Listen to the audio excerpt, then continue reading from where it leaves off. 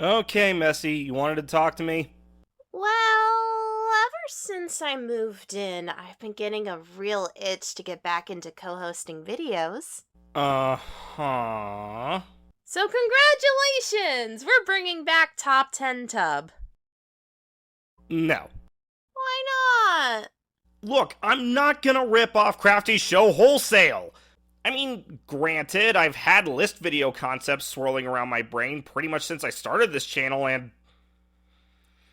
God damn it! I'm doing that thing again where I'm rationalizing me doing what other people want me to do!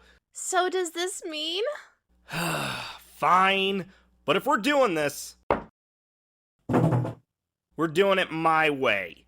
You got it! Hit the intro!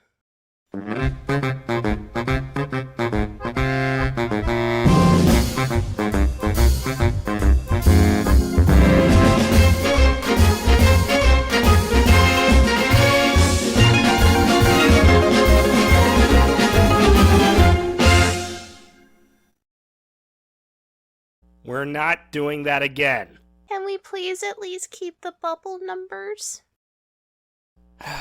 Alright. So reviewer, what top 10 are we counting down today? First of all, it's not going to be a top 10. We do top 5s around here. Second, I thought it'd be fun to go back to the oldest top 5 list I've got that never saw the light of day. My top 5 picks for Super Smash Bros. Fighters. But isn't Smash basically dead at this point? It's uncertain. However, even if it is done, I still think it's a fun topic to talk about. But before that, a few things to keep in mind. First of all, while Smash Ultimate basically made it so any video game character is fair game, I'm keeping it to characters who had at least one prior appearance on a Nintendo console. With a singular exception due to changing circumstances since first considering this list. More ironclad is that it can only be characters who were originally created for video games. So get out of here with your Batmans and Gokus. Secondly, note that I originally considered this list when the Smash ballot was out back in 2014. God, it's already been 10 years. Anyway, while like I mentioned before, I have updated one entry to account for this, most of the list is unchanged. And as should hopefully be expected in a video like this, these are personal picks, so don't get upset if your favorite character isn't mentioned, but feel free to respectfully put your picks in the comments. Without any further ado, let's get started.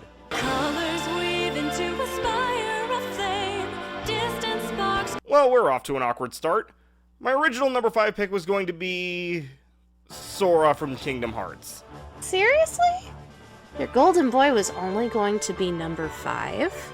Okay, 1, I thought putting any KH character at the top would be too obvious. 2, as much as I wanted to see it happen, I just didn't think it was possible. At best, I thought he was more likely for a PlayStation All-Stars Battle Royale sequel. Oh, reviewer. Hey, it was 2014! A sequel was still possible! Anyway, since Sora did eventually against all odds make it into Smash, I had to choose another character. And speaking of PlayStation, in the one instance of breaking the Nintendo-only rule, I decided to go with one of the PS2's big 3, namely Ratchet & Clank. Due to the duo's huge arsenal across several games, they do have a lot of varying move potential, as was demonstrated in the aforementioned PS All-Stars. Not to mention that out of the PS2's big 3, Ratchet & Clank is, at least at the time of this video, the only franchise that's still getting new games. Sly Cooper effectively died on the PS3, and Jak and Daxter got left behind on the PS2. Unless you count PlayStation Move Heroes. Unfortunately, no one does.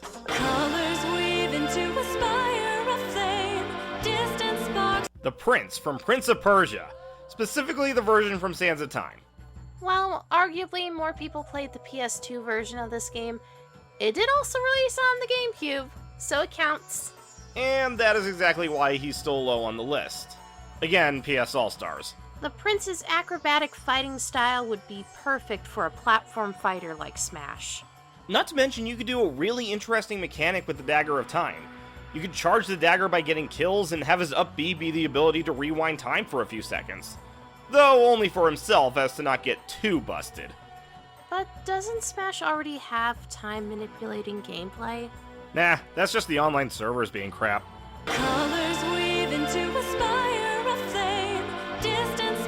Hoenn Trainer from Pokemon. Wouldn't that be a bit redundant with Pokemon Trainer already in the game? Well, that's the thing. Pokemon Trainer as is based on the Kanto trainers, and thus with the Kanto starters. With other regions trainers in the mix, you can include more starters. In this particular example, you could have Mudkip as the base water Pokemon, Grovyle as the mid-evolution grass type, and Blaziken as the final fire type. Okay, I guess that makes sense. But why Hoenn? 1, because again, 2014. At the time, Omega Ruby and Alpha Sapphire were the new games. 2, Hoenn is my favorite region, don't at me. Colors weave into a spire of flame, distant sparks. Shantae from... well... Shantae! Okay, I know she's already in the game. Yeah, as a freaking Mii costume. Not a fan. Look, here's my thing about Mii costumes. Not every character can get into the game, and quite frankly, the Mii archetypes can work well enough for a lot of them. Mii Brawler works for Tifa, Mii Gunner works for Cuphead, etc. But Mii Brawler does not work for Shantae! I'm not gonna pretend to be the biggest Shantae aficionado or anything, but I'm pretty sure she never fights with her fists. Her go-to weapons are her transformations and her hair whip. And even in the game where she's stripped of her genie powers, she utilizes more unique gadgets than the Mii fighters can offer. Whoa, geez, calm down. Sorry, I just really wanted her in the game even back in the day, and I feel like she got done dirty. Now, before the number 1 pick, an honorable mention. Wreck-It Ralph. Does Ralph even count for this? Well, that's why he's an honorable mention. Because yes, he does break. Or... wreck? Huh? Ha! The rule about only video game characters being considered. However, I do feel like if any character should be allowed to get away with it, it'd be one that was designed to be an in-universe video game character. True. And despite the fact that he was clearly based on Donkey Kong, Ralph does have enough unique skills to keep him from being just a DK Echo fighter.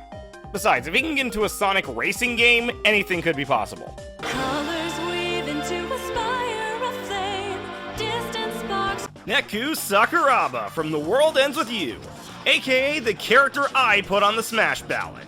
It just made so much sense to me. Given the wide variety of pins in the original game, there is an unlimited potential for a moveset. Not to mention the various sync attacks with Neku's partners that can act as a final smash. Plus, The World Ends With You is arguably the most beloved game on the Nintendo DS. Once this video is over, I dare you to look up top 10 DS games here on YouTube. I guarantee that no matter which video you pick, this game is on there somewhere, if not number 1.